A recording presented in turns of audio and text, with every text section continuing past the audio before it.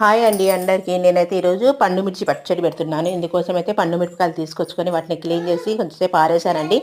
ఆరేసి ఇలా చిన్న చిన్న పీసెస్గా కట్ చేసుకున్నాను. అలాగే చింతపండును కూడా క్లీన్ చేసేసుకొని ఆరేసుకోవాలి.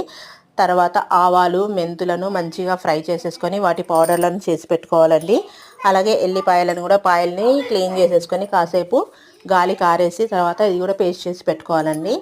తర్వాత ఇప్పుడు మనం ఏవైతే పండు మిర్చిని క్లీన్ చేసి పెట్టుకున్నామో ఆ పీసెస్ని కొన్ని జార్లో వేసేసి కొంచెం చింతపండు తర్వాత కొంచెం ఉప్పు వేసేసి దాన్ని కచ్చా పచ్చగా మిక్సీ పట్టుకోవాలండి.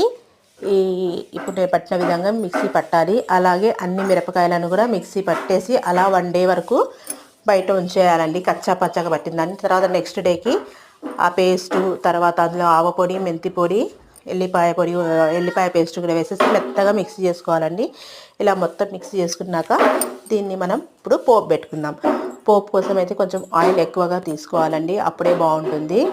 అయితే ఇందులో నేను కొన్ని ఎల్లిపాయలు కూడా పాయలు తీసినవి కూడా ఈ పేస్ట్లో అంటే పండు మిర్చి పెట్టిన పేస్ట్లో కలిపేసానండి. అలా బాగుంటుంది. మనం ఆవకాయ పచ్చళ్ళు వాటిలో ఎలా వేసుకుంటామో అలా ఇందులో కూడా వేసుకుంటే బాగుంటుంది. తర్వాత పోపు కోసం అయితే నేను ఎక్కువగా ఎల్లిపాయలు కరివేపాకు జీలకర్ర ఆవాలు కొంచెం శనగపప్పు ఎండుమిర్చి వేసి మంచిగా పోపు వేసానండి. ఇలా పోపు వేసాక ఈ పోపుకి ఆయిల్ ఎక్కువగా ఉండాలి. అలా పోపు వేసేసాక ఆయిల్ని చల్లారనివ్వాలి. చల్లారాక మనం ఎంత పచ్చడి అయితే పోపు పెట్టాలంటామో అంత పచ్చడి వేసేసి మంచిగా కలిపేసుకొని ఇందులో కొంచెం ఇంగువ జల్లుకోవాలండి.